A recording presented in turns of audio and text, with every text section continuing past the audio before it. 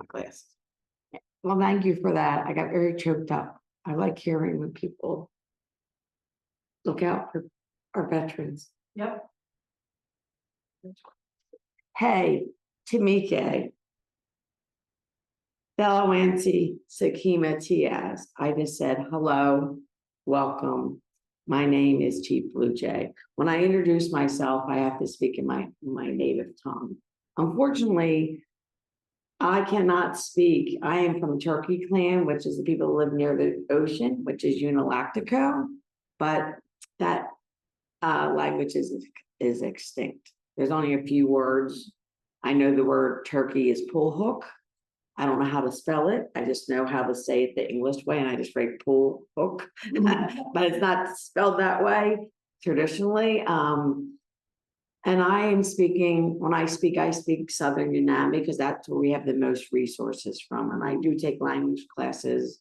I've been bad lately. I'm taking a break this summer, but I mostly try to do them on Monday and Wednesdays. Because if you keep your language alive, you keep your culture alive.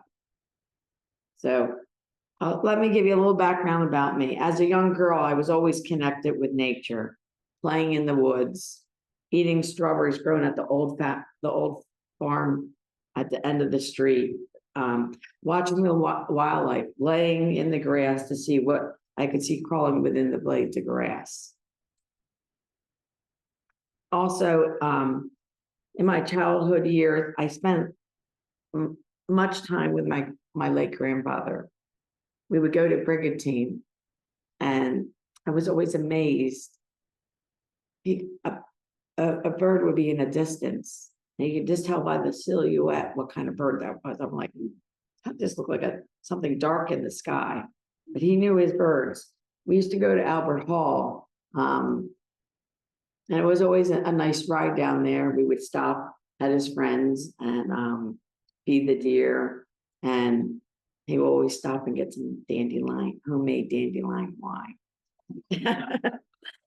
And some Applejack. Also, when I was young, he used to take me to Philadelphia, and we used to have meetings down there. So I was way too young to understand, but I would go down there. I don't even remember. I just remember it was this old building, and the city was. I didn't know what the city was like, but I used to go there with him, and so that's my fond memories with him. But I was preoccupied being a mother of 2 children and a wife. But it really made a big impact on me. My old neighbor, she had a daughter, and she said, "You need to come in and speak." I looked at her, I said, "Speak?" She says, "Yeah, we are learning about indigenous people, and you need to come in and speak." I said, I ain't doing that. And then I thought about it, and I called my grandfather, and I said, "Somebody wants me to come in and speak." We had a conversation, and I made plans. I went to his house, and we talked for hours about the history of our people. And something in that moment awakened my heart, and I knew I had to move on in this part of my life. And then from that moment on, many things happened. Yeah, I'm a ball baby. I'm born in July.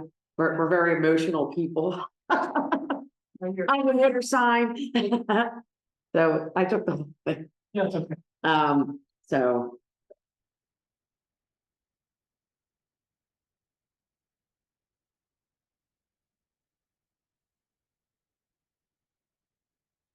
Barbara, could you talk about your tears? I guess this time of my life, there's a lot of things that are going on, and being a chief is sometimes hard. And sometimes I wonder why I was asked to be a chief. but but it's an honor that you dare not decline. And you're also are told you can't go around saying, I want to be a chief. We're taught to be humble people. And one that says they want to be a chief, they don't make a good chief.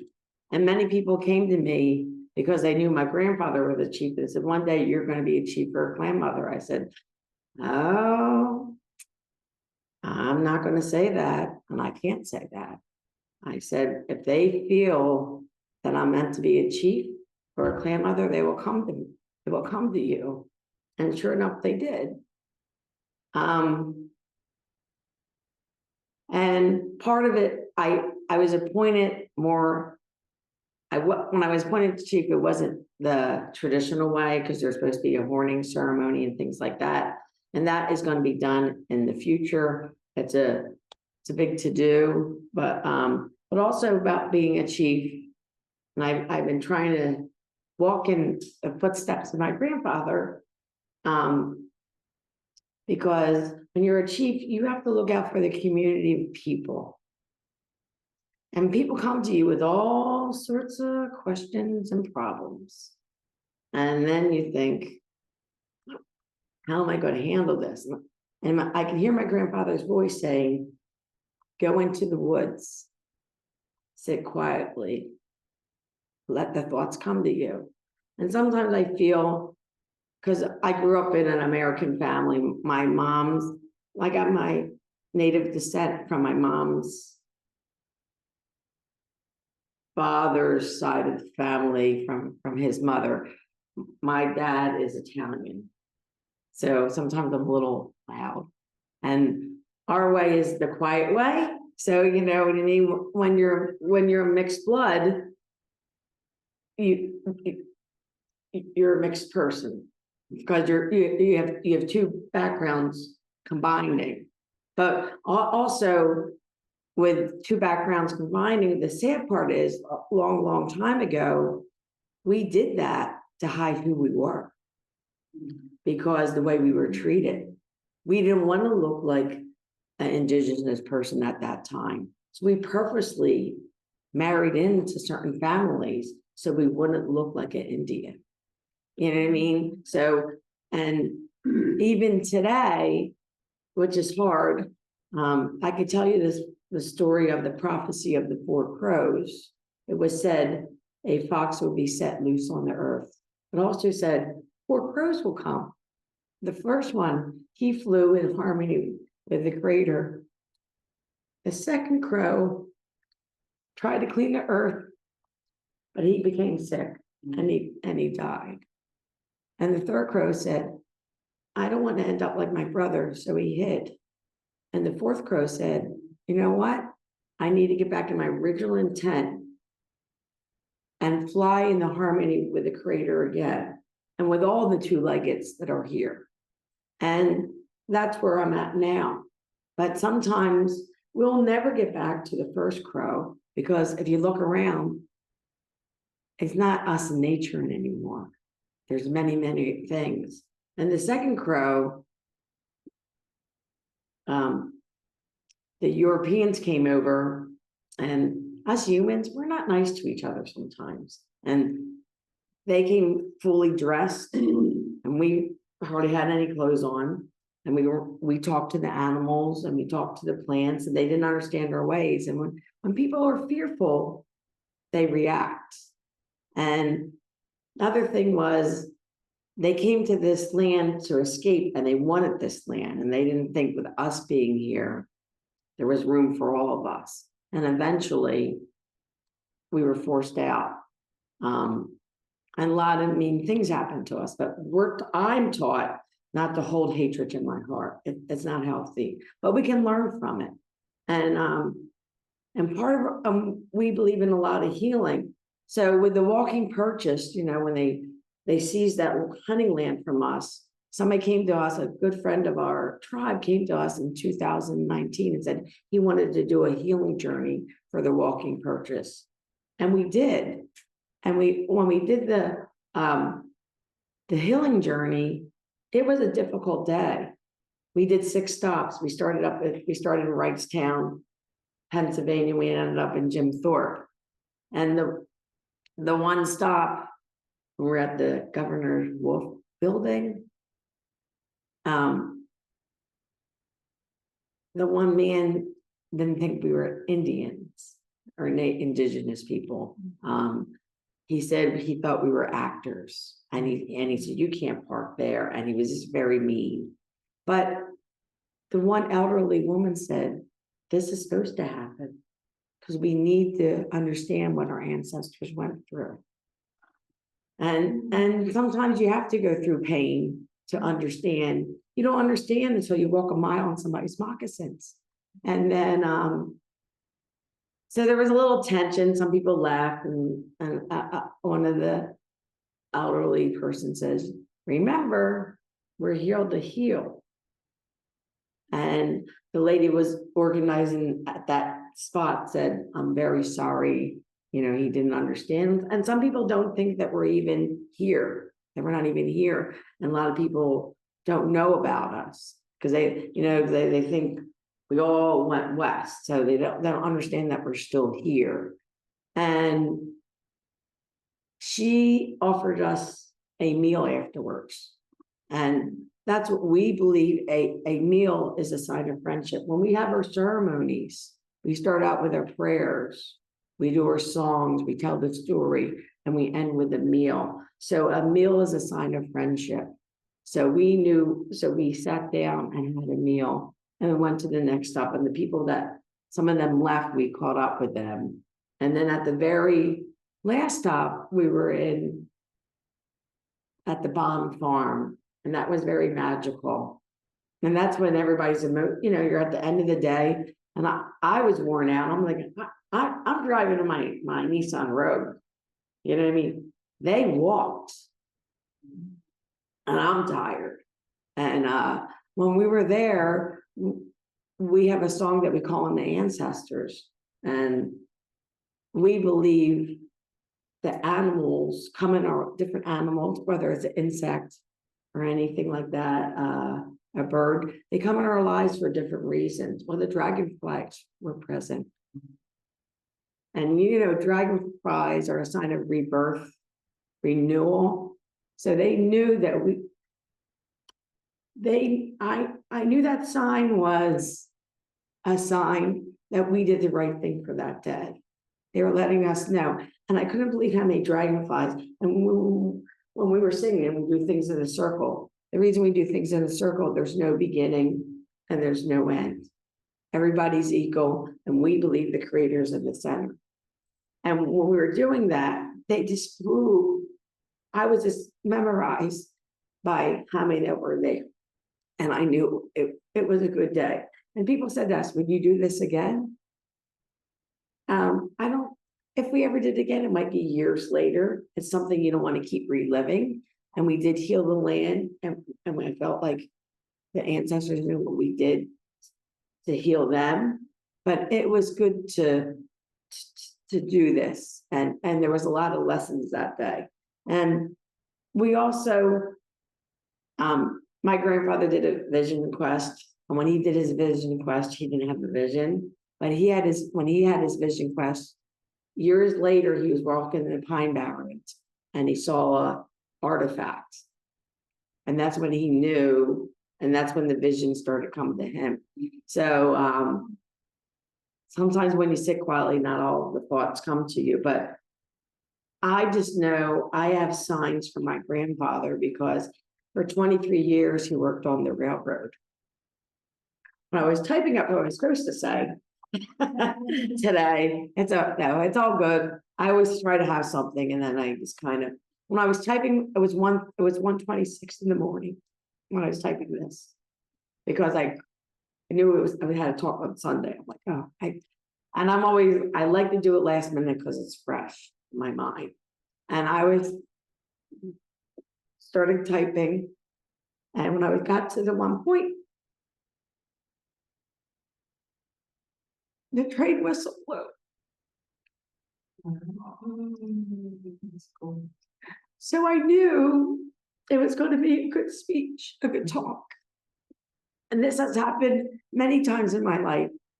New Hope, they named a park after us. And the day, so it's right there. I don't know the name of it. You know where the train goes right through New Hope. So the park's right here. The train's here. We're about to say our opening prayer because we were doing like a blessing for the opening of the park. The big, freight train goes through and blows its horn. Everybody said, Chief T, Chief T. So the train goes away. We go about the blessing and the opening remarks and all that, and we're going to close. The train comes back. Perfect. One time I had to speak at somewhere, and they told me I could not speak at this time, and I was very angry. So I didn't. It was too late in the middle of the night because I got the message like 10 o'clock. So I went down to my basement. And I said, okay, I can't go into the woods. So I'm not going to the woods in the middle of the night. I said, I'll go to my basement, I'll paint feathers. And when I was painting the feathers, I was thinking, how did I handle this? And I decided what I wanted to do. I live in Pendle, and I guess 5 or 6 blocks is the railroad tracks. Once I made up my mind, the train whistle blew. And the train whistle has blown many times in my life. When I knew that there wasn't going to be any changes because the Chamonix School District uses the R word, and we're against it. And I went to the school to pray, and I know the outcome. I just knew in my heart they're never going to change for me because it's the way, and they don't understand. So I went to pray at the school for understanding. And when I was at the school, I saw a tree. And the tree, I looked at the tree and there was a face. But it was like, we believe in Meesing, the keeper of the game, which a lot of people call Bigfoot. He's our guardian spirit. But this face I saw, half of the face was old and half the face was young. And I said, people are divided. They don't know what to do. And so I just prayed. When I was done praying, I was seeing a guy at the time, and he kind of knew a little bit about my grandfather and my history and about the train whistle. I didn't even hear, so I was done praying I was just asking for understanding to move forward. And the train whistle blew. I'm not one to go out and I will stand up for our people, but I'm taught to do things in a peace and in a good way. So I turn to prayer when I don't know. If I don't like you, I will pray for you. Because some people I just don't know how to handle. And so I pray, and the people, it seems when I pray, the people that I'm supposed to see that day, and something always comes up that I don't see that person that day. And I say, thank you, Creator, because I still don't know how to handle them. And you're giving me more time. And so I believe in the power of prayer. And that's when we wake up in the morning, we pray. We're very thankful people. When we take from a plant or we kill an animal, you ask for permission. And anything that's living, that plant or that animal is giving up its life for you. And you dare not waste it. And if you did, it was always feared there would be a drought, or there would be a famine or a flood or something like that. We believe something bad because you had bad intentions. So you're supposed to be thankful, and I'm actually low. I usually have in my car, I have prayer ties already made up, and I looked, oh, I gotta make more. So but I always have tobacco, because if you don't have tobacco, you can always offer tobacco. But if you don't even have tobacco, a simple thank you when you take from a plant, it suffice, because you're letting the plant know, and we believe there are brothers and sisters. So, because what you do to your brothers and sisters, you do to yourself, and especially with water. Water is very sacred to us. And that's why we started in 2002. We started, and that's when we came out Fourth Crow. We started the Rising Nation River Trip, and we started the very beginning of where the Delaware River begins, and we travel all the way down to Cape May. We don't do the whole river. Nobody has that much vacation time. But we put in and take out, and we want people to know who we are, and we have people that we want to partner with us and things like that. And that's how we bring out the awareness of us. Me coming here and letting me speak, sharing my story, telling my truth. Maybe people understand how much the natural world is important to us. What we do to the earth, to the water, you do to yourself. And I am far from perfect, because we're all human, and there's better things that I can do. But as long as I make a little bit of a difference every day, I'm walking in a good way. We also highly respect our elders. I retired in 2 years ago, 2023, July 1st. And part of the reason my grandfather gave me my name, because sometimes if I talk too much or I don't drink enough water, my voice gets a little scratchy, and I kind of sound like a hoarse blue jay. But the reason he gave me the name was because blue jays, they're very protective. If you get near us, we will dive bomb you, you know. And I remember I told you I had a little bit of Italian, a little bit.